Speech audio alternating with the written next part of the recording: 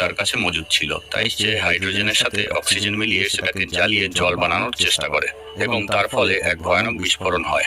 যদিও মার্ক তার ক্যালকুলেশন অনুযায়ী হাইড্রোজেন আর অক্সিজেনের পরিমাণ ঠিকই নিয়েছিল, কিন্তু বিস্ফোরণ হওয়ার কারণটি হলো যে মার্কের নিঃশ্বাস নেওয়ার কারণে সেখানে অক্সিজেনের পরিমাণ কমে গেছিল। কিন্তু মার্ক এতে হার না মেনে আবার চেষ্টা করে এবং এবার সে সফল হয়। সেখানে বাষ্পরূপে বিন্দু বিন্দু জলের সৃষ্টি হয় এবং চাষের জন্য তার যেটুকু জলের প্রয়োজন ছিল তা সে পেয়ে যায়। আর তার কয়েকদিনের মধ্যেই সেখানে প্রথম চারা অঙ্কুরিত হয় আর মার্ক তা দেখে ভীষণ খুশি হয়।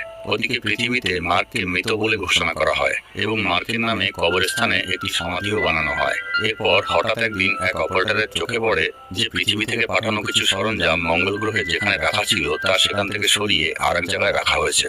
আসলে ওগুলো ছিল কিছু সোলার প্যানেল, যা মার্ক তার প্রয়োজন মতো সেখান থেকে সরিয়ে অন্য জায়গায় নিয়ে গেছে। এরপর সেই অপারেটর এই দৃশ্য তার সিনিয়রদের ডেকে দেখায় এবং তারা বুঝে যায় যে সেখানে